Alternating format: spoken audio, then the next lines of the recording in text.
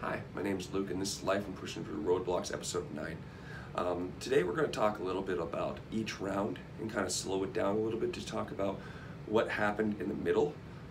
So a round consisted of 1 week into the hospital, 2 weeks out. That was what it was slated up from the very beginning, and there were 6 rounds of my treatment. Well, as it progressed, because my white and red blood cell count would drop, because of the chemo, it was attacking the cancerous cells, but it was also killing a lot of my white and blood cell count. My rounds started getting pushed back. And so it was not just 2 weeks out, it was 3, 4, 5 weeks out between each round. This caused a lot of problems because the thing is that we needed to stay on regimen as much as we can. But when you're peaking at 102 to 105 to 106 degree fevers, your body is in not the best situation to go for another round of chemo, and so there was delays.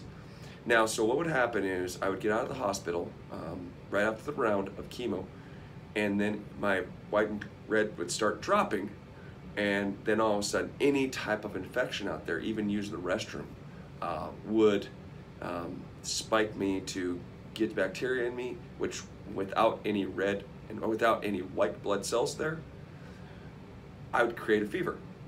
So I'd be sitting down at home in the living room downstairs watching TV, and all of a sudden I'd start feeling a little hot, and it would start going up.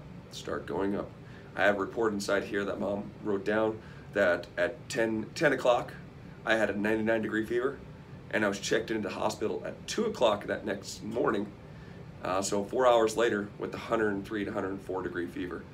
It just shows you how dramatic things would go through.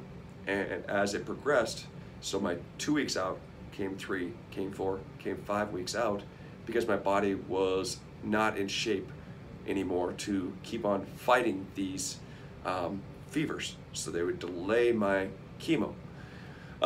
Also going through here, you know, it was kind of cool because the thing is that my mom wrote everything down each day, what happened.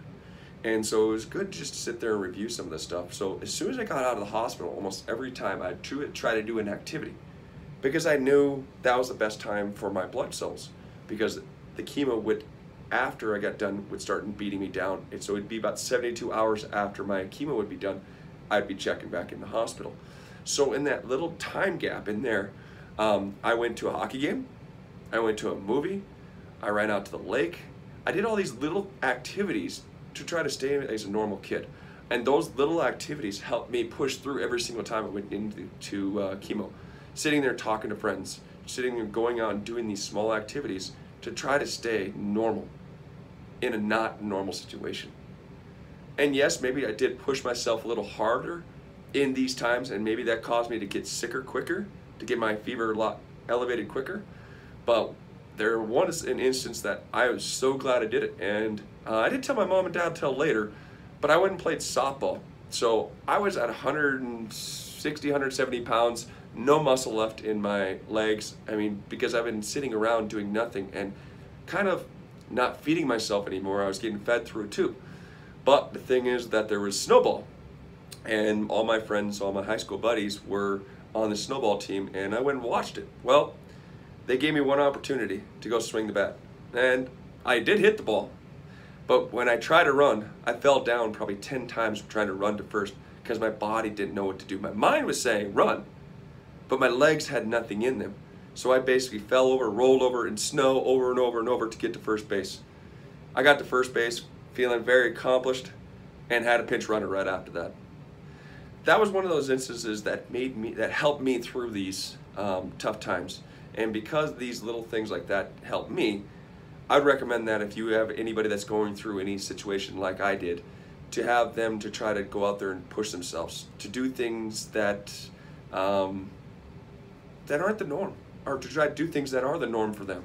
Try to go out hunting, try to go out fishing, try to go watch a movie, try to play video games. Do things that keep you connected to the world.